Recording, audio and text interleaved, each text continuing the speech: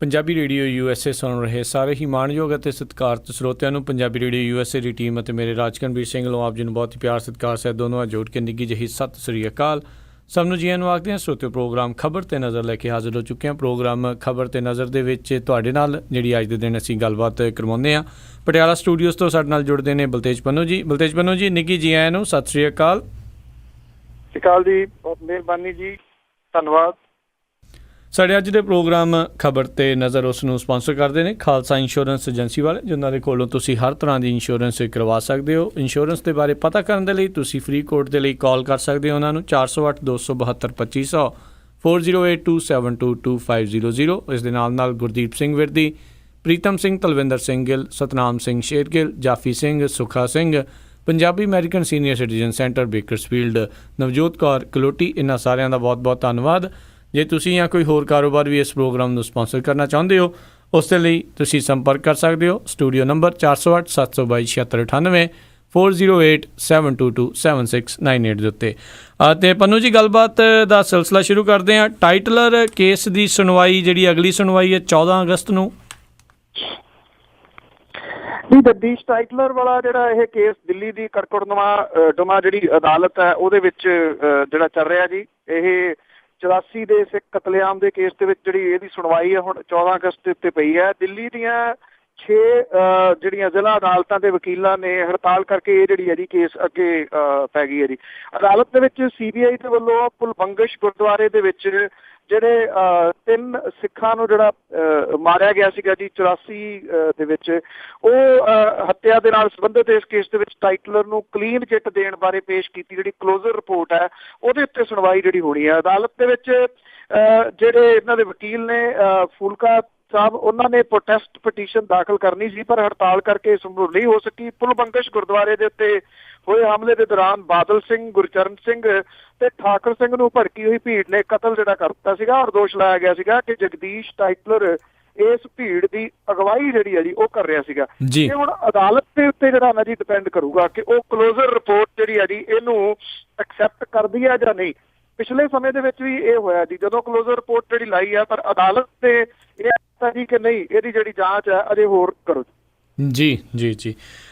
ਅਗਲੀ ਜਿਹੜੀ ਆਪਾਂ ਗੱਲ ਕਰਦੇ ਹਾਂ, ਮੁੱਖ ਮੰਤਰੀ ਪ੍ਰਕਾਸ਼ ਬਾਦਲ ਹੁਣਾਂ ਦੁਆਰਾ ਜਿਹੜੇ ਬਲਜੀਤ ਸਿੰਘ ਆ ਉਹਨਾਂ ਦੇ ਮੁੰਡੇ ਨੂੰ DSP ਬਣਾਇਆ ਗਿਆ ਜੀ। ਬਿਲਕੁਲ, ਜਿੱਦਣ ਇਹ ਗਏ ਨੇ ਜੀ ਉਹਨਾਂ ਦੇ ਘਰੇ, ਮੈਂ ਉਸ ਦਿਨ ਤੁਹਾਨੂੰ ਗੱਲ ਕੀਤੀ ਸੀਗੀ ਕਿ ਇਹ ਐਕਚੁਅਲੀ ਜਿਹੜਾ ਜੀ ਹੋ ਗਿਆ ਹੋਇਆ ਭਾਵ ਕਿ ਜਿਹੜਾ ਜੀ DSP ਦਾ ਅਹੁਦਾ ਜਿਹੜਾ ਸੀਗਾ ਉਹਨੂੰ ਜਿਹੜਾ ਦੇ ਕੇ ਫੇਰ ਹੀ ਸਮਝੌਤਾ ਜਿਹੜਾ ਸੀਗਾ ਉਹ ਪਰਿਵਾਰ ਦੇ ਨਾਲ ਕੀਤਾ ਗਿਆ ਸੀਗਾ ਜੀ। ਔਰ ਇਹਦੇ ਸਬੰਧ ਦੇ ਵਿੱਚ ਹੁਣ ਪਤਾ ਲੱਗਾ ਕਿ ਕੱਲ ਜਿਹੜੀ ਹੋਈ ਮੀਟਿੰਗ ਹੈ ਉਹਦੇ ਵਿੱਚ ਬਕਾਇਦਾ ਤੌਰ ਦੇ ਉੱਤੇ ਜਿਹੜਾ ਜੀ ਇਹਦੇ ਸਬੰਧ ਦੇ ਵਿੱਚ ਐਲਾਨ ਜਿਹੜਾ ਉਹ ਕਰ ਦਿੱਤਾ ਗਿਆ।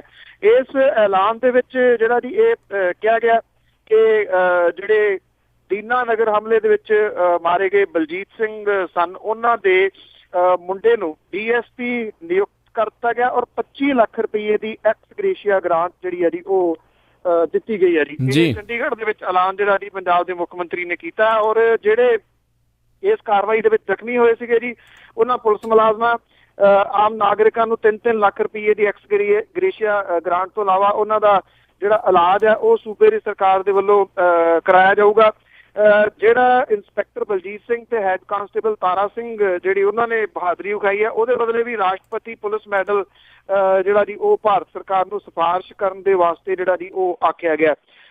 ਥੋੜੀ ਚੰਗੀ ਗੱਲ ਇਹ ਹੋਈ ਹੈ ਜੀ ਕਿ ਮੀਡੀਆ ਦੇ ਵਿੱਚ ਖਬਰ ਆਉਣ ਦੇ ਨਾਲ ਬਾਹਰ ਵੀ ਰੌਲਾ ਜਿਹੜਾ ਜੀ ਉਹ ਪੈਣ ਦੇ ਨਾਲ ਜਿਹੜਾ ਨਾਨਕ ਚੰਦ ਹੈ ਜਿਹੜਾ ਬੱਸ ਡਰਾਈਵਰ ਸੀਗਾ ਜੀ ਉਹਨੂੰ ਵੀ, ਕਿਉਂਕਿ ਆਪਾਂ ਵੀ ਸਾਂਝੀ ਕੀਤੀ ਸੀ ਕਿ ਤੇ ਫੋਕੀ ਐਵੇਂ ਮੋਢੇ ਥਪਥਪਾਏਗਾ ਲੰਘੇ, ਇਹ ਕਿਹਾ ਗਿਆ ਜੀ ਕਿ 15 ਅਗਸਤ ਨੂੰ ਉਹਨੂੰ ਰਾਜ ਪੱਧਰੀ ਸਮਾਗਮ ਦੇ ਦੌਰਾਨ ਸੱਦ ਕੇ ਸਟੇਟ ਅਵਾਰਡ ਦਿੱਤਾ ਜਾਊਗਾ ਤੇ 2 ਲੱਖ ਰੁਪਏ ਦੀ ਜਿਹੜੀ ਸਹਾਇਤਾ ਹੈ ਜੀ ਉਹਨੂੰ ਵਿੱਤੀ ਤੌਰ ਦੇ ਉੱਤੇ ਜਿਹੜੀ ਹੈ ਜੀ ਉਹ ਕੀਤੀ ਜਾਊਗੀ।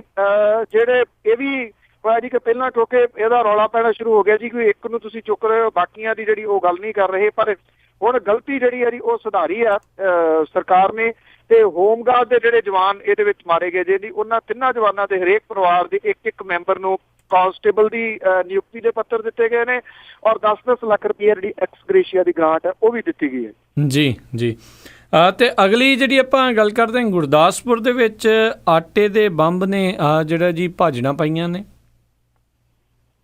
ਸਿਆਣੇ ਕਹਿੰਦੇ ਨਾ ਜੀ, ਦੁੱਧ ਦਾ ਸੜਿਆ ਲੱਸੀ ਵੀ ਫੂਕ ਫੂਕ ਕੇ ਪੀਂਦਾ। ਕੁਛ ਇਦਾਂ ਦਾ ਹੀ ਹੋਇਆ ਜੀ। ਕੁਛ ਸ਼ਰਾਰਤੀ ਜਿਹੜੇ ਨੇ ਉਹ ਵੀ ਆਪਣਾ ਕੰਮ ਜਿਹੜਾ ਵਿੱਚੋਂ ਇਹਦੇ ਕਰ ਜਾਂਦੇ ਨੇ। ਸੈਕਟਰੀ ਮੁਹੱਲੇ ਦੇ ਵਿੱਚ ਜਿਹੜੇ ਬੜੀ ਭੀੜ ਭਾੜ ਵਾਲੀ ਗਲੀ ਆ, ਵੈਸੇ ਦੇਖਿਆ ਜਾਵੇ ਤਾਂ ਇੱਕ ਪੱਖੋਂ ਜਿੰਨ ਵੀ ਇਹ ਰੱਖਿਆ ਉਹਨੇ ਧਿਆਨ ਇਸ ਪਾਸੇ ਰੱਖਿਆ ਵੀ ਉੱਥੇ ਤਾਂ 2 ਬੰਦੇ ਜਿਹੜੇ ਆ ਉਹ ਫਸ ਕੇ ਲੰਘਦੇ ਆ। ਜੇ ਇਨ ਕੇਸ ਉੱਥੇ ਕੁਝ ਹੋ ਜੇ ਤੇ ਫੇਰ ਜਿਹੜਾ ਦੀ ਹਾਲਾਤ ਇਹੋ ਜਿਹੇ ਜਿਹੜੇ ਬਣ ਸਕਦੇ ਨੇ ਜੀ। ਇਹ ਜਿਹੜੀ ਸੂਚਨਾ ਮਿਲੀ ਕਿ ਉੱਥੇ ਕੋਈ ਬੰਬ ਨਵਾਂ ਚੀਜ਼ ਜਿਹੜੀ ਪਈ ਹੈ ਜਿਹਦਾ ਐਂਟੀਨਾ ਵਗੈਰਾ ਜੀ ਬਾਹਰ ਕੱਢਿਆ ਹੋਇਆ, ਉਸ ਨੂੰ ਖਾਲੀ ਕਰਵਾਇਆ ਗਿਆ, ਸੀਲ ਕਰਵਾ ਲਿਆ ਗਿਆ। ਜਿਹੜੀ ਜਲੰਧਰ ਤੋਂ ਸੀਗੀ ਬੰਬ ਨਕਾਰਾ ਕਰਨ ਵਾਲੀ ਟੀਮ ਜਿਹੜੀ ਸੀ ਉਹ ਸੱਦੀ, ਉਹਨੇ ਤਕਰੀਬਨ 4:45 ਵਜੇ ਦੇ ਕਰੀਬ ਜਿਹੜਾ ਸੀਗਾ ਜੀ ਪਹੁੰਚ ਕੇ ਇਸ ਬੰਬ ਨੂੰ ਨਕਾਰਾ ਜਿਹੜਾ ਕਰਨ ਦੀ ਗੱਲ ਆਖੀ। ਪਰ ਅਸਲ ਦੇ ਵਿੱਚ ਬਾਅਦ ਚ ਪਤਾ ਲੱਗਿਆ ਜੀ ਕਿ ਇਹ ਬੰਬ ਹੈ ਹੀ ਨਹੀਂ ਸੀਗਾ। ਇਹ ਤਾਂ ਜਿਹੜੀ ਰੇਤਾ ਦੇ ਵਿੱਚ ਕੁਝ ਆਟਾ ਮਿਲਾ ਕੇ ਕੁਝ ਠੀਕਰੀਆਂ ਜਿਹੜੀਆਂ ਜੀ ਉਹ ਬੰਦ ਕਰਕੇ ਇਹਨੂੰ ਜਿਹੜਾ ਸੀਗਾ ਇਸ ਤਰੀਕੇ ਦੇ ਨਾਲ ਰੱਖਿਆ ਗਿਆ ਸੀਗਾ ਕਿ ਉਹ ਅਸਲ ਦੇ ਵਿੱਚ ਬੰਬ ਜਿਹੜਾ ਜੀ ਉਹ ਲੱਗੇ। ਪਰ ਬੰਬ ਉਹ ਹੈ ਨਹੀਂ ਸੀਗਾ। ਇਹਨੇ ਵਕਤ ਜਿਹੜਾ ਸੀਗਾ ਉਹ ਬਹੁਤ ਵੱਡਾ ਪਾਈ ਰੱਖਿਆ। ਉਧਰ ਜਿਹੜੇ ਭਾਰਤ ਦੇ ਗ੍ਰਹਿ ਮੰਤਰੀ ਨੇ ਰਾਜਨਾਥ ਸਿੰਘ ਹੋਰਾਂ ਨੇ ਮੁਰਦਾਬਾਦ ਦੇ ਨਾਅਰਿਆਂ ਦੇ ਵਿੱਚ ਜਿਹੜਾ ਸੀਗਾ ਉਹ ਬੋਲਦਿਆਂ ਹੋਇਆ ਇੰਨੀ ਕੁ ਗੱਲ ਆਖੀ ਕਿ ਜਿਹੜਾ ਇਹ ਹਮਲਾ ਸੀਗਾ ਜਿਹੜਾ ਦੀਨਾ ਨਗਰ ਦੇ ਵਿੱਚ ਹੋਇਆ, ਇਹ ਸਾਰੇ ਅੱਤਵਾਦੀ ਜਿਹੜੇ ਪਾਕਿਸਤਾਨ ਤੋਂ ਆਏ ਹੋਏ ਸਨ ਤੇ ਇਹ ਸਰਹੱਦ ਦੇ ਉੱਤੋਂ ਜਿਹੜਾ ਜੀ ਉਹ ਲੰਘ ਕੇ ਆਏ ਨੇ। ਦੂਜਾ ਇਹਦੇ ਵਿੱਚ ਇਹ ਹੈ ਜੀ ਕਿ ਜਿਹੜੇ BSF ਦੇ ਸੀਨੀਅਰ ਆਫੀਸਰ ਨੇ ਉਹ ਕਹਿੰਦੇ ਆ ਕਿ ਅਸੀਂ ਇੱਥੇ ਨਾਲ ਲੱਗਦੀ ਜਿੰਨੀ ਸਰਹੱਦ ਆ ਉਹਦਾ ਦੌਰਾ ਕੀਤਾ, ਕਿਸੇ ਜਗ੍ਹਾ ਦੇ ਉੱਤੋਂ ਕੋਈ ਜਿਹੜੀ ਹੈ ਜੀ ਤਾਰ ਨਹੀਂ ਕੱਟੀ ਗਈ, ਨਾ ਜਿਹੜੀ ਹੈ ਜੀ ਸਰਹੱਦ ਦੇ ਉੱਤੇ ਕਿਸੇ ਜਗ੍ਹਾ ਉੱਤੇ ਕੋਈ ਤੋੜ ਫੋੜ ਜਿਹੜੀ ਹੈ ਜੀ ਉਹ ਨਜ਼ਰ ਆਈ ਹੈ। ਸੋ ਇਹ ਕਿਹੜੇ ਤਰੀਕੇ ਦੇ ਨਾਲ ਉੱਥੋਂ ਲੰਘਿਆ ਇਹ ਰਾਜਨਾਥ ਸਿੰਘ ਹੋਰੀ ਜਾਣਦੇ ਨੇ, ਇੱਥੇ ਪੰਜਾਬ ਜਿਹੜੀ ਸਰਕਾਰ ਹੈ ਉਹ ਜਾਣਦੀ ਤਾਂ ਹੈਗੀ ਹੈ ਜੀ। ਪਰ ਉਹਨਾਂ ਨੇ ਪਾਰਲੀਮੈਂਟ ਦੇ ਵਿੱਚ ਜਿਹੜਾ ਬਿਆਨ ਦਿੱਤਾ ਇਹ ਕਿਹਾ ਕਿ ਪਾਕਿਸਤਾਨ ਤੋਂ ਆਏ ਨੇ, ਜਦੋਂ ਕਿ ਪਾਕਿਸਤਾਨ ਦੇ ਗ੍ਰਹਿ ਮੰਤਰਾਲੇ ਨੇ ਇਹ ਗੱਲ ਕਹੀ ਹੈ ਕਿ ਸਾਡੇ ਉੱਤੇ ਸਾਡੇ ਬੰਦੇ ਨਹੀਂ ਸੀਗੇ ਜੀ। ਹੁਣ ਜਦੋਂ ਮਾਰੇ ਗਏ ਉਹਨਾਂ ਚੋਂ ਕੋਈ ਜਿਉਂਦਾ ਹੀ ਨਹੀਂਗਾ ਤੇ ਫਿਰ ਕਿੱਦਾਂ ਪਤਾ ਲੱਗ ਸਕਦਾ ਜੀ ਕੌਣ ਸਨ, ਕਿੱਥੋਂ ਆਏ ਸਨ। ਜੀ ਬਿਲਕੁਲ ਬਿਲਕੁਲ। ਤੇ ਅਗਲੀ ਗੱਲ ਕਰੀਏ, ਲੁਧਿਆਣੇ ਦੇ ਵਿੱਚ ਕਰੋੜਾਂ ਦੇ ਗਹਿਣੇ ਲੁੱਟੇ। ਇਹ ਐਕਚੁਅਲੀ ਲੁਧਿਆਣੇ ਦੇ ਵਿੱਚ ਜਿਹੜਾ ਪਹਿਲਾਂ ਡਾਕਾ ਪਿਆ ਸੀਗਾ ਜੀ ਜਿਹਦੇ ਵਿੱਚ 1 ਕਰੋੜ 65 ਲੱਖ ਰੁਪਈਆ ਲੁੱਟਿਆ ਗਿਆ ਸੀਗਾ, ਉਹਦਾ ਅਜੇ ਕੁਝ ਵੀ ਪਤਾ ਨਹੀਂ ਲੱਗਿਆ ਜੀ। ਜਿਹੜੇ ਪੁਲਿਸ ਵਾਲੇ ਬਣ ਕੇ ਲੁੱਟ ਕੇ ਲੈ ਗਏ ਸੀਗੇ ਜੀ। 5 ਜ਼ਿਲ੍ਹਿਆਂ ਦੀ ਪੁਲਿਸ ਜਿਹੜੀ ਹੈ ਜੀ ਉਸ ਮਾਮਲੇ ਦੀ ਛਾਣਬੀਣ ਕਰ ਰਹੀ ਹੈ ਤੇ ਸ਼ਾਇਦ ਕਰੀ ਜਾ ਰਹੀ ਹੈ। ਅਜੇ ਤੱਕ ਉਹਦੇ 'ਚ ਕੋਈ ਗ੍ਰਿਫਤਾਰੀ ਜਿਹੜੀ ਹੈ ਜੀ ਨਹੀਂ ਹੋਈ, ਨਾ ਅਜੇ ਇਹਦਾ ਖੁਲਾਸਾ ਜਿਹੜਾ ਜੀ ਹੋਇਆ ਕਿ ਉਹ ਕੌਣ ਲੁੱਟ ਕੇ ਲੈ ਗਿਆ। ਉੱਧਰ ਗੁਰਦਾਸਪੁਰ ਦੇ ਵਿੱਚ ਹੋਏ ਜਿਹੜਾ ਜੀ ਅੱਤਵਾਦੀ ਹਮਲੇ ਤੋਂ ਬਾਅਦ ਲੁਧਿਆਣੇ ਦੇ ਵਿੱਚ ਇਹ ਆਖਿਆ ਗਿਆ ਸੀਗਾ ਜੀ ਕਿ ਬੜਾ ਹਾਈ ਅਲਰਟ ਹੈ। ਸੋ ਹਾਈ ਅਲਰਟ ਦੇ ਵਿੱਚ ਦਿਨ ਦਿਹਾੜੇ ਗਿੱਲ ਰੋਡ ਦੇ ਉੱਤੇ 6 ਜਿਹੜੇ ਹਥਿਆਰਬੰਦ ਲੁਟੇਰੇ ਸੀਗੇ ਜੀ, ਉਹਨਾਂ ਨੇ ਕੇਰਲਾ ਦੀ ਫਾਈਨੈਂਸ ਕੰਪਨੀ ਆ ਮਣਪੁਰਮ ਗੋਲਡ, ਉਹਦੇ ਵਿੱਚੋਂ 3.5 ਕਰੋੜ ਰੁਪਏ ਦੇ ਕਰੀਬ 14 ਕਿਲੋ ਸੋਨੇ ਦੇ ਗਹਿਣੇ ਜਿਹੜੇ ਜੀ ਉਹ ਲੁੱਟ ਲਏ। ਲੁਟੇਰੇ ਜਿਹੜੇ ਸੀਗੇ ਜੀ ਦਫ਼ਤਰ ਦੇ ਵਿੱਚ ਕੈਸ਼ ਜਿਹੜਾ ਪਿਆ ਸੀਗਾ 2.25 ਲੱਖ ਰੁਪਈਆ ਤੇ ਇੱਕ ਉੱਥੇ ਜਿਹੜਾ ਮੁਲਾਜ਼ਮ ਸੀਗਾ ਜੀ ਉਹਦਾ ਫੋਨ ਵੀ ਜਿਹੜਾ ਲੈ ਗਏ ਤਾਂ ਕਿ ਉਹ ਜਿਹੜਾ ਜੀ ਫੋਨ ਕਰ ਨਾ ਸਕੇ। ਸੋ ਕਿਹਾ ਇਹ ਜਾ ਰਿਹਾ ਜੀ ਕਿ ਇਸ ਵੇਲੇ ਇੱਥੇ ਬਹੁਤ ਹਾਈ ਅਲਰਟ ਹੈ ਔਰ ਹਾਈ ਅਲਰਟ ਦੇ ਵਿੱਚ ਜਿਵੇਂ ਜਿਹੜੇ ਇਹ ਲੁਟੇਰੇ ਲੁੱਟ ਕੇ ਗਏ ਨੇ ਉਹ ਤੋਂ ਤੁਸੀਂ ਅੰਦਾਜ਼ਾ ਜਿਹੜਾ ਜੀ ਲਾ ਸਕਦੇ ਹੋ ਕਿ ਇਹਨਾਂ ਲੁਟੇਰਿਆਂ ਦੇ ਹੌਸਲੇ ਜਿਹੜੇ ਨੇ ਉਹ ਕਿੰਨੇ ਕੁ ਜਿਹੜੇ ਉਹ ਬੁਲੰਦ ਨੇ। ਖਾਸ ਤੌਰ ਦੇ ਉੱਤੇ ਦਿਨ ਦਿਹਾੜੇ ਜਿਹੜੀਆਂ ਸਾਰੀਆਂ ਵਾਰਦਾਤਾਂ ਹੋ ਰਹੀਆਂ ਨੇ। ਜਿੱਥੋਂ ਵੈਨ ਲੁੱਟੀ ਗਈ ਸੀਗੀ ਜੀ ਬੈਂਕ ਦੀ, ਉਹ ਸਭ ਤੋਂ ਭੀੜ ਭੜੱਕੇ ਵਾਲੀ ਸੜਕ ਔਰ ਸਭ ਤੋਂ ਵੱਧ ਬਿਜ਼ੀ ਰਹਿਣ ਵਾਲੀ ਜਿਹੜੀ ਹੈ ਜੀ ਉਹ ਸੜਕ ਹੈ। ਉੱਥੋਂ ਵੀ ਪੁਲਿਸ ਦੇ ਅੱਗੇ ਅਜੇ ਜਿਹੜਾ ਜੀ ਕੋਈ ਹੱਥ ਪੱਲੇ ਨਹੀਂ ਪਿਆ ਕਿ ਉਹ ਕੌਣ ਲੋਕ ਸਨ ਜਿਹੜੇ ਲੁੱਟ ਕੇ ਲੈ ਗਏ ਜੀ। ਬਿਲਕੁਲ ਜੀ, ਇਹ ਸਵਾਲ ਲਗਾਤਾਰ ਉੱਠ ਰਹੇ ਨੇ ਤੇ ਜਿੱਦਾਂ ਪਹਿਲਾਂ ਵੀ ਕਈ ਵਾਰੀ ਇਸ਼ਾਰਾ ਵੀ ਕੀਤਾ ਹੈ ਵੀ ਇਹਨਾਂ ਦੀਆਂ ਇੰਸ਼ੋਰੈਂਸਾਂ ਵੀ ਕਾਫੀ ਹੁੰਦੀਆਂ ਨੇ, ਸੋ ਇਹ ਵੀ ਕਿਸੇ ਪਾਸੇ ਨੂੰ ਗੱਲ ਤੁਰ ਜਾਂਦੀ ਆ। ਸੋ ਤੁਸੀਂ ਸੁਣ ਰਹੇ ਹੋ ਪ੍ਰੋਗਰਾਮ ਖਬਰ ਤੇ ਨਜ਼ਰ ਪੰਜਾਬੀ ਰੇਡੀਓ USA ਦੇ ਲਈ, ਤੇ ਨਾਲ ਹੀ ਆਪਣੇ ਸਰੋਤਿਆਂ ਨੂੰ ਦੱਸਦੇ ਜਾਈਏ ਵੀ ਬਹਿਰੀਨ ਦੇ ਵਿੱਚ ਕਾਲ ਕਰਕੇ ਫੋਨ ਦੇ ਉੱਤੇ ਸੁਣਨ ਦੇ ਲਈ ਨੰਬਰ ਪੰਜਾਬੀ ਰੇਡੀਓ USA ਦਾ ਮੌਜੂਦ ਆ। ਤੁਸੀਂ ਪੰਜਾਬੀ ਰੇਡੀਓ USA ਨੂੰ ਹੁਣ 24 ਘੰਟੇ 7 ਦਿਨ ਬਹਿਰੀਨ ਦੇ ਵਿੱਚ 9731656815 973 1656 8315 ਤੇ ਡਾਇਲ ਕਰਕੇ ਪੰਜਾਬੀ ਰੇਡੀਓ USA ਨੂੰ ਉਹ ਤੁਸੀਂ ਸੁਣ ਸਕਦੇ ਹੋ ਜੀ। ਅਗਲੀ ਜਿਹੜੀ ਗੱਲ ਕਰਦੇ ਆ, KP ਗਿੱਲ ਜਿਹੜੇ ਜੀ ਬੋਲੇ ਵੀ ਪੁਲਿਸ ਆ ਉਹਨਾਂ ਨੂੰ ਰਾਜਨੀਤੀਆਂ ਤੋਂ, ਸਿਆਸੀ ਲੀਡਰਾਂ ਤੋਂ ਮੁਕਤ ਕਰਨਾ ਚਾਹੀਦਾ। ਜਦੋਂ ਕਿਤੇ ਕੋਈ ਵਾਰਦਾਤ ਹੁੰਦੀ ਹੈ ਨਾ ਜੀ, ਇੱਕ ਤਾਂ ਵਿਅਕਤੀ ਹੈ ਜੀ ਮਨਿੰਦਰਜੀਤ ਸਿੰਘ ਜੀ, ਉਹ ਆਪਣੀ ਸ਼ੀਲਡ ਜਿਹੜੀ ਉਹ ਲੈ ਕੇ ਪਹੁੰਚ ਜਾਂਦਾ ਹੈ ਜੀ। ਇਹ ਐਂਟੀ ਟੈਰਰਿਸਟ ਗਰੁੱਪ ਉਹਨੇ ਬਣਾਇਆ ਹੋਇਆ ਜੀ। ਵੈਸੇ ਪੰਜਾਬ ਦੇ ਵਿੱਚ ਤਾਂ ਉਹ ਘੱਟ ਆਉਂਦਾ ਕਿਉਂਕਿ ਪੰਜਾਬ ਦੇ ਵਿੱਚ ਤਾਂ ਕੋਈ ਅਖਬਾਰ ਉਹਦੀ ਫੋਟੋ ਵੀ ਲਾਉਣ ਨੂੰ ਤਿਆਰ ਨਹੀਂ ਹੁੰਦੀ, ਇਸ ਕਰਕੇ ਇੱਧਰ ਸ਼ੀਲਡਾਂ ਸ਼ੂਲਡਾਂ ਘੱਟ ਦਿੰਦਾ, ਦੂਜੇ ਸੂਬਿਆਂ ਦੇ ਵਿੱਚ ਜਾ ਕੇ ਬਹੁਤ ਦਿੰਦਾ ਜੀ। ਇੱਕ KPS ਗਿੱਲ ਹੋਰੀ ਨੇ ਜਦੋਂ ਕੋਈ ਇਹੋ ਜਿਹਾ ਹਾਦਸਾ ਵਾਪਰਦਾ ਤੇ ਝੱਟ ਦੇਣੀ ਪ੍ਰੈਸ ਕਾਨਫਰੰਸ ਉਹਨਾਂ ਦੀ ਵੀ ਜਿਹੜੀ ਹੈ ਜੀ ਉਹ ਆ ਜਾਂਦੀ ਹੈ। ਹੁਣ KPS ਗਿੱਲ ਨੇ ਇਹ ਜਿਹੜੀ ਗੱਲ ਹੈ ਇਹ ਆਖੀ ਹੈ ਦੀਨਾ ਨਗਰ ਦੀ ਜਿਹੜੀ ਅੱਤਵਾਦੀ ਘਟਨਾ ਦੇ ਦੌਰਾਨ, ਉਹਨੇ ਕਿਹਾ ਕਿ ਪੁਲਿਸ ਨੇ ਬੜੇ ਤਰੀਕੇ ਦੇ ਨਾਲ ਸੰਭਾਲਿਆ, ਇਸ ਮੌਕੇ ਦੇ ਉੱਤੇ ਫੌਜ ਨੂੰ ਬੁਲਾਉਣ ਦੀ ਕੋਈ ਜ਼ਰੂਰਤ ਜਿਹੜੀ ਉਹ ਨਹੀਂ ਸੀਗੀ। ਪ੍ਰੈਸ ਕਲੱਬ ਦੇ ਵਿੱਚ ਮੀਟ ਦੀ ਪ੍ਰੈਸ ਪ੍ਰੋਗਰਾਮ ਦੇ ਵਿੱਚ KPS ਗਿੱਲ ਨੇ ਇਹ ਕਿਹਾ ਕਿ ਜਿਹੜੇ ਫਾਂਸੀ ਦੀ ਸਜ਼ਾ ਪਾਉਣ ਵਾਲੇ ਅਪਰਾਧੀ ਨੇ ਉਹਦੇ ਬਾਰੇ ਤੁਰੰਤ ਜਿਹੜਾ ਜੀ ਉਹ ਫੈਸਲਾ ਲੈ ਲਿਆ ਜਾਵੇ ਤੇ ਇਹਦੇ ਸੰਬੰਧੀ ਕੋਈ ਵਿਵਾਦ ਜਿਹੜਾ ਜੀ ਉਹ ਨਾ ਛਿੜੇ ਜੀ। ਉਹਨਾਂ ਕਿਹਾ ਕਿ ਇਹ ਸਜ਼ਾਵਾਂ ਜਿਹੜੀਆਂ ਸੀਗੀਆਂ ਇਹਨਾਂ ਨੂੰ ਲਮਕਾਇਆ ਨਹੀਂ ਸੀ ਜਾਣਾ ਚਾਹੀਦਾ, ਜਿਹਦੇ ਕਰਕੇ ਇਹਦੇ ਵਿੱਚ ਵਾਦ ਵਿਵਾਦ ਜਿਹੜਾ ਜੀ ਉਹ ਛਿੜ ਪਿਆ। ਇਹਦੇ ਵਿੱਚ KPS ਗਿੱਲ ਨੇ ਸਾਬਕਾ ਮੁੱਖ ਮੰਤਰੀ ਬੇਅੰਤ ਸਿੰਘ ਹੋਰਾਂ ਦੀ ਹੱਤਿਆ ਕੇਸ ਵਾਲੇ ਮਾਮਲੇ ਦਾ ਉਚੇਚੇ ਤੌਰ ਦੇ ਉੱਤੇ ਜਿਹੜਾ ਜੀ ਉਹ ਜ਼ਿਕਰ ਕੀਤਾ। KPS ਗਿੱਲ ਨੇ ਕਿਹਾ ਕਿ ਜਿਹੜੀ ਪੁਲਿਸ ਹੈ ਉਹਨੂੰ ਰਾਜਨੀਤਿਕ ਜਿਹੜਾ ਦਬਾਅ ਆ ਉਹਦੇ ਤੋਂ ਪਾਸੇ ਹੋਣਾ ਚਾਹੀਦਾ ਤੇ ਇਹਦੇ ਵਾਸਤੇ ਜਿਹੜੇ ਪੁਲਿਸ ਅਫਸਰ ਨੇ ਉਹ ਹੌਸਲਾ ਕਰਨ ਤੇ ਇਸ ਰਾਜਨੀਤਿਕ ਦਬਾਅ ਦੇ ਵਿੱਚੋਂ ਜਿਹੜਾ ਜੀ ਉਹ ਨਿਕਲਣ। ਗੱਲ ਕਹਿ ਦੇਣੀ ਬੜੀ ਸੌਖੀ ਹੁੰਦੀ ਆ।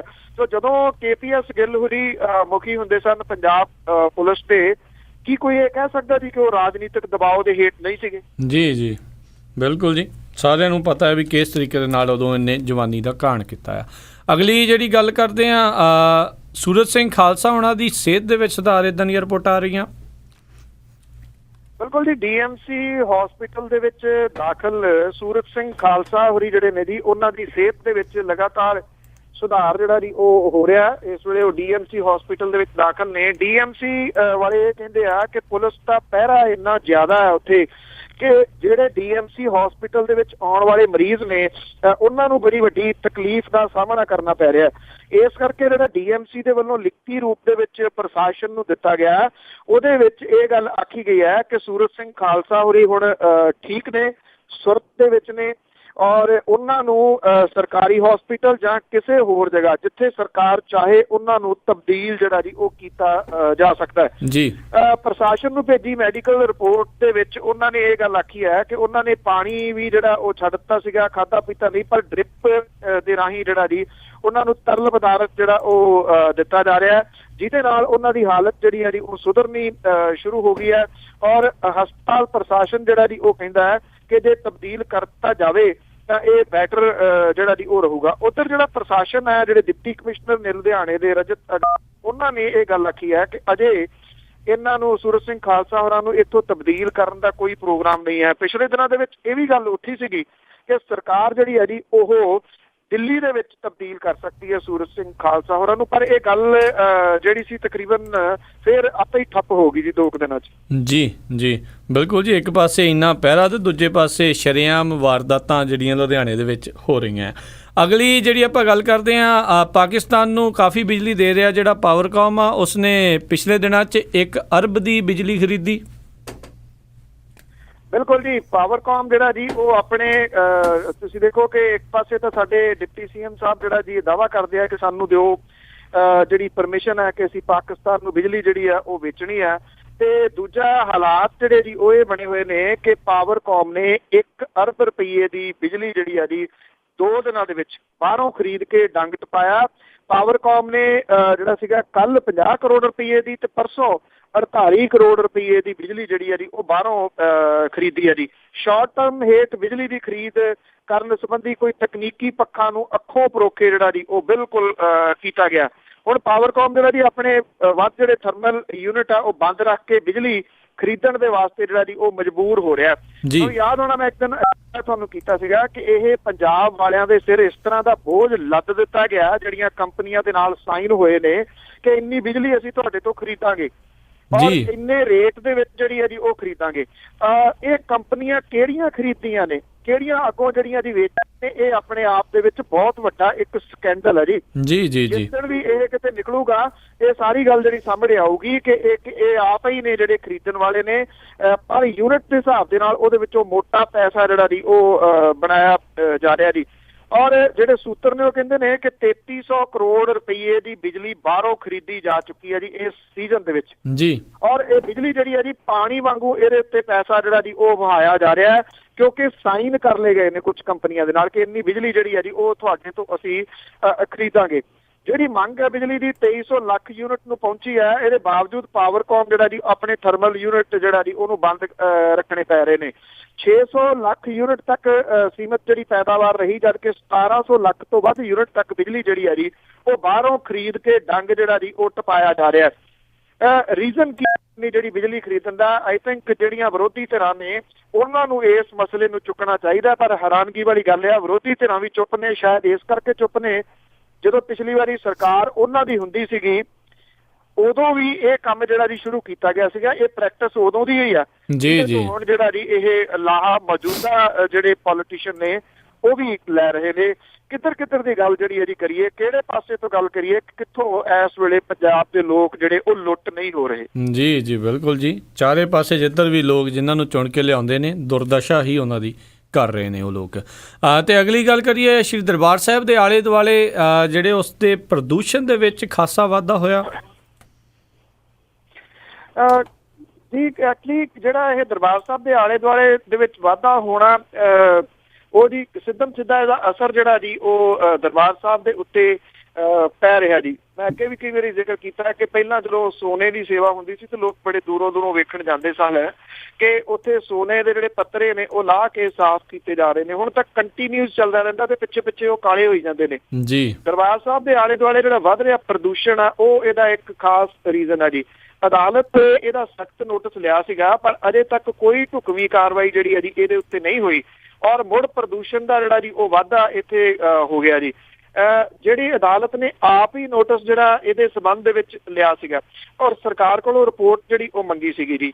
ਇਹਦੇ ਵਿੱਚ ਕੇਂਦਰ ਸਰਕਾਰ ਦੀ ਹਦਾਇਤ ਤੇ IIT ਦੇ ਜਿਹੜੇ ਮਾਹਰ ਸੀਗੇ ਉਹਨਾਂ ਨੇ ਸਰਵੇਖਣ ਵੀ ਕੀਤਾ ਸੀਗਾ। ਆਪਣੀ ਰਿਪੋਰਟ ਉਹਨਾਂ ਨੇ ਅਦਾਲਤ ਨੂੰ ਸੌਂਪੀ ਸੀ, ਜਿਹਦੇ ਵਿੱਚ ਉਹਨਾਂ ਨੇ ਇਹ ਗੱਲ ਕਹੀ ਸੀ ਕਿ ਪ੍ਰਦੂਸ਼ਣ ਨੂੰ ਰੋਕਥਾਮ ਦੇ ਤੁਰੰਤ ਯਤਨ ਜਿਹੜੇ ਆ ਉਹ ਹੋਣੇ ਚਾਹੀਦੇ ਨੇ। ਉਹਨਾਂ ਨੇ ਇਹਦੇ ਵਿੱਚ ਕੁਝ ਵਿਚਾਰ ਜਿਹੜੇ ਉਹ ਸੁਝਾਏ ਸੀਗੇ। ਸ਼੍ਰੋਮਣੀ ਕਮੇਟੀ ਨੂੰ ਲੰਗਰ ਦੇ ਵਾਸਤੇ ਲੱਕੜ ਦਾ ਬਾਲਣ ਵਰਤਣ ਤੋਂ ਰੋਕਣ ਤੇ ਜ਼ਿਲ੍ਹਾ ਪ੍ਰਸ਼ਾਸਨ ਨੂੰ ਇਲਾਕੇ ਦੇ ਵਿੱਚ ਪ੍ਰਦੂਸ਼ਣ ਦੀ ਰੋਕਥਾਮ ਦੀ ਕਾਰਵਾਈ ਕਰਨ ਦੀ ਹਦਾਇਤ ਜਿਹੜੀ ਕੀਤੀ ਗਈ ਸੀ, ਪਰ ਇਹਦੇ ਵਾਸਤੇ ਕੁਝ ਵੀ ਜਿਹੜਾ ਉਹ ਨਹੀਂ ਕੀਤਾ ਗਿਆ। ਦਰਬਾਰ ਸਾਹਿਬ ਦੇ ਆਲੇ ਦੁਆਲੇ ਹੋਟਲ ਜਿਹੜੇ ਨੇ ਉਹਨਾਂ ਦੇ ਵਿੱਚ ਚੱਲਦੇ ਜਨਰੇਟਰ ਜਿਹੜੇ ਬੰਦ ਕਰਨੇ, ਸੁਨਿਆਰਿਆਂ ਦੀਆਂ ਦੁਕਾਨਾਂ ਦੇ ਉੱਤੇ ਸੋਨੇ ਨੂੰ ਢਾਲਣ ਦੇ ਵਾਸਤੇ ਵਰਤੇ ਜਾਂਦੇ ਜਿਹੜੇ ਰਸਾਇਣਕ ਨੇ ਉਹਨਾਂ ਨੂੰ ਰੋਕਣਾ, ਡੀਜ਼ਲ ਦੇ ਨਾਲ ਚੱਲਣ ਵਾਲੇ 3 ਵੀਲਰਾਂ ਨੂੰ ਰੋਕਣਾ ਜਿਹੜਾ ਉਹ ਸ਼ਾਮਲ ਸੀਗਾ।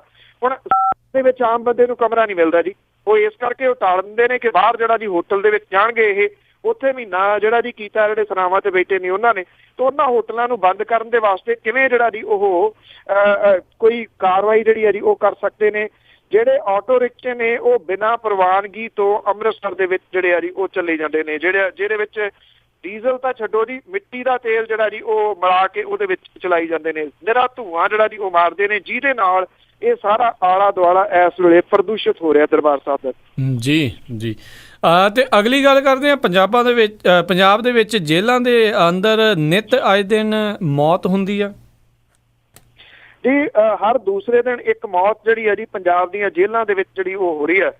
ਪੰਜਾਬ ਸਰਕਾਰ ਜੇਲ੍ਹਾਂ ਦੇ ਉੱਤੇ ਵੱਡਾ ਬਜਟ ਜਿਹੜਾ ਜੀ ਉਹ ਖਰਚ ਕਰਦੀ ਹੈ, ਪਰ ਜੇਲ੍ਹਾਂ ਦੇ ਵਿੱਚ ਮੌਤਾਂ ਦੇ ਮਾਮਲੇ ਦੇ ਵਿੱਚ ਪੰਜਾਬ ਹੁਣ ਦੇਸ਼ ਦੇ ਵਿੱਚੋਂ ਦੂਜੇ ਨੰਬਰ ਤੇ ਹੈ। ਕੈਦੀ ਕਹਿੰਦੇ ਨੇ ਕਿ ਜੇਲ੍ਹਾਂ ਦੀ ਘੁੱਟਣ ਉਹਨਾਂ ਨੂੰ ਮੌਤ ਦੇ ਨੇੜੇ ਕਰ ਦਿੰਦੀ ਹੈ। ਦੇਸ਼ ਦੇ ਵਿੱਚ ਸਭ ਤੋਂ ਜ਼ਿਆਦਾ ਮੌਤਾਂ ਉੱਤਰ ਪ੍ਰਦੇਸ਼ ਦੀਆਂ ਜੇਲ੍ਹਾਂ 'ਚ ਹੁੰਦੀਆਂ ਨੇ। ਪੰਜਾਬ ਦੀ ਜੇਲ੍ਹ ਦੇ ਵਿੱਚ ਜਿਹੜੀ ਹੈ ਜੀ ਆਖਰੀ ਫਾਂਸੀ 2.5 ਦਹਾਕੇ ਪਹਿਲਾਂ ਦਿੱਤੀ ਗਈ ਸੀ, ਪਰ ਕੁਦਰਤੀ ਮੌਤਾਂ ਦੀ ਗਿਣਤੀ ਦੇ ਵਿੱਚ ਲਗਾਤਾਰ ਜਿਹੜਾ ਜੀ ਉਹ ਵਾਧਾ ਹੋ ਰਿਹਾ। ਜਿਹੜੇ ਵੇਰਵੇ ਨੇ ਉਹਦੇ ਮੁਤਾਬਕ 1 ਅਪ੍ਰੈਲ 2012 ਤੋਂ ਲੈ ਕੇ 30 ਜੂਨ 2015 ਤੱਕ 3.25 ਸਾਲਾਂ ਦੇ ਵਿੱਚ ਪੰਜਾਬ ਦੀਆਂ ਜੇਲ੍ਹਾਂ ਦੇ ਵਿੱਚ 550 ਮੌਤਾਂ ਹੋਈਆਂ ਨੇ। ਹਰ ਮਹੀਨੇ ਪੰਜਾਬ ਦੀਆਂ ਜੇਲ੍ਹਾਂ ਦੇ ਵਿੱਚ 14 ਮੌਤਾਂ ਹੋ ਰਹੀਆਂ ਨੇ। ਪੰਜਾਬ ਦੇ ਵਿੱਚ 26 ਜੇਲ੍ਹਾਂ ਨੇ ਤੇ ਜੇਲ੍ਹਾਂ ਵਿੱਚ ਹੋਈਆਂ ਮੌਤਾਂ ਦੇ ਵਿੱਚ ਕੁਦਰਤੀ ਤੇ ਗੈਰ ਕੁਦਰਤੀ ਮੌਤਾਂ ਦੋਵੇਂ ਸ਼ਾਮਲ ਨੇ। 12-13 ਦੇ ਵਿੱਚ 117, 13-14 ਦੇ ਵਿੱਚ 171, 14-15 ਦੇ ਵਿੱਚ 214 ਮੌਤਾਂ ਜਿਹੜੀਆਂ ਉਹ ਹੋਈਆਂ ਨੇ। ਜਿਹੜਾ ਸਾਲ ਚੱਲ ਰਿਹਾ ਇਹਦੇ ਪਹਿਲੇ 3 ਮਹੀਨਿਆਂ ਦੇ ਵਿੱਚ ਹੀ 47 ਮੌਤਾਂ ਜਿਹੜੀਆਂ ਉਹ ਹੋ ਚੁੱਕੀਆਂ ਨੇ। ਉੱਤਰ ਪ੍ਰਦੇਸ਼ ਦੀਆਂ ਜੇਲ੍ਹਾਂ ਦੇ ਵਿੱਚ 3.25 ਸਾਲਾਂ ਦੇ ਵਿੱਚ 1140 ਮੌਤਾਂ ਹੋਈਆਂ ਨੇ, ਜਦੋਂ ਕਿ ਹਰਿਆਣੇ ਦੀਆਂ ਜੇਲ੍ਹਾਂ ਦੇ ਵਿੱਚ ਪਿਛਲੇ 3 ਸਾਲਾਂ ਦੇ ਵਿੱਚ 167 ਮੌਤਾਂ ਜਿਹੜੀਆਂ ਦੀ ਉਹ ਹੋਈਆਂ ਨੇ। ਜਿਹੜੇ ਮਾਹਰ ਨੇ ਉਹ ਇਹ ਕਹਿੰਦੇ ਨੇ ਕਿ ਮਾੜੇ ਮਾਹੌਲ ਕਰਕੇ ਮੌਤ ਦਰ ਜਿਹੜਾ ਜ਼ਿਆਦਾ ਹੈ, ਮਾਨਸਿਕ ਤਣਾਅ, ਜੇਲ੍ਹਾਂ ਦੇ ਵਿੱਚ ਸਮਰੱਥਾ ਤੋਂ ਵੱਧ ਜਿਹੜੇ ਉਹ ਕੈਦੀ ਤੁੰਨਣੇ, ਇਹਦਾ ਇੱਕ ਹੋਰ ਪ੍ਰਮੁੱਖ ਕਾਰਨ ਜਿਹੜਾ ਦੀ ਉਹ ਕਿਹਾ ਜਾ ਰਿਹਾ। ਪੰਜਾਬ ਸਰਕਾਰ ਇਹ ਕਹਿੰਦੀ ਹੈ ਕਿ ਖੁੱਲਾ ਬਜਟ ਅਸੀਂ ਰੱਖਿਆ ਹੋਇਆ, ਇੱਕ ਬੰਦੀ ਦੇ ਇਲਾਜ ਦੇ ਉੱਤੇ 5-5 ਲੱਖ ਰੁਪਏ ਵੀ ਖਰਚ ਕੀਤੇ ਜਾਂਦੇ ਨੇ, ਫੇਰ ਵੀ ਉਹ ਮਰ ਰਹੇ ਨੇ। ਉਹ ਕਹਿੰਦੇ ਅਸੀਂ ਇਸ ਮਾਮਲੇ ਦੇ ਉੱਤੇ ਕੀ ਕਰ ਸਕਦੇ ਹਾਂ। ਜੀ ਤੇ ਇਹ ਸੀਗੀਆਂ ਸਰੋਤਿਓ ਸਾਡੀਆਂ ਅੱਜ ਦੀਆਂ ਕੁਝ ਖਬਰਾਂ ਜਿਨ੍ਹਾਂ ਬਾਰੇ ਸਾਨੂੰ ਜਾਣਕਾਰੀ ਦੇ ਰਹੇ ਸੀਗੇ ਪੰਨੂ ਜੀ ਤੇ ਬਲਤੇਜ। ਪੰਨੂ ਜੀ, ਜਾਣ ਤੋਂ ਪਹਿਲਾਂ ਅੱਜਨਾਮਾ ਕਿ ਕਚਰਾ ਕਿਸੇ ਵੀ ਕੋਨੇ ਵਿੱਚ ਨਜ਼ਰ ਆਵੇ, ਗੰਦ ਗਲੀ ਦੇ ਵਿੱਚ ਪਿਆ ਛੋੜਨਾ ਨਹੀਂ। ਕਚਰਾ ਕਿਸੇ ਵੀ ਕੋਨੇ ਵਿੱਚ ਨਜ਼ਰ ਆਵੇ, ਗੰਦ ਗਲੀ ਦੇ ਵਿੱਚ ਛੋੜਨਾ ਨਹੀਂ। ਗਲਤੀ ਨਾਲ ਜੇ ਗੰਦ ਕੋਈ ਸੁੱਟ ਲਈਏ, ਕੋਈ ਚੁੱਕਣ ਨੂੰ ਆਖੇ ਤਾਂ ਮੋੜਨਾ ਨਹੀਂ ਜੀ। ਦੂਜਾ ਬੰਦਾ ਕੋਈ ਗੰਦ ਜਦ ਪਾਈ ਜਾਵੇ, ਕਦੀ ਉਸ ਨਾਲ ਆਪ ਨੂੰ ਜੋੜਨਾ ਨਹੀਂ। ਸੋਹਣਾ ਚਾਹੀਦਾ ਮੁਲਕ ਇਹ ਸਾਫ਼ ਰੱਖੋ, ਰਿਸ਼ਤਾ ਨਾਲੋਂ ਸਫਾਈ ਦੇ ਤੋੜਨਾ ਨਹੀਂ ਜੀ। ਪਿਆ ਵਿੱਚ ਸਿਆਸਤ ਵੀ ਗੰਦ ਬਾਹਲਾ, ਗੰਦ ਇਹੋ ਜਿਹਾ ਦਿਸੇ ਤਾਂ ਪੂੰਝਣਾ ਨਹੀਂ ਜੀ। ਪਿਆ ਵਿੱਚ ਸਿਆਸਤ ਵੀ ਗੰਦ ਬਾਹਲਾ, ਗੰਦ ਇਹੋ ਜਿਹਾ ਦਿਸੇ ਤਾਂ ਪੂੰਝਣਾ ਨਹੀਂ। ਕਾਹਦੀ ਗੰਦ ਤੋਂ ਬਿਨਾਂ ਬਈ ਰਾਜਨੀਤੀ ਦਿਸਦਾ ਰਾਜ ਸੀ, ਗੰਦ ਤਾਂ ਹੁੰਝਣਾ ਨਹੀਂ ਜੀ। ਬਹੁਤ ਬਹੁਤ ਧੰਨਵਾਦ ਬਲਤੇਜ ਪੰਨੂ ਜੀ, ਤੁਸੀਂ ਸਾਡੇ ਨਾਲ ਜੁੜੇ, ਇਹਨਾਂ ਖਬਰਾਂ ਬਾਰੇ ਸਾਨੂੰ ਇਹ ਜਾਣਕਾਰੀ ਦਿੱਤੀ। ਅਗਲੇ ਬੁਲੇਟਿਨ ਤੱਕ ਲਈ ਤੁਹਾਡਾ ਬਹੁਤ ਬਹੁਤ ਧੰਨਵਾਦ, ਮਿਹਰਬਾਨੀ, ਸਤਿ ਸ੍ਰੀ ਅਕਾਲ।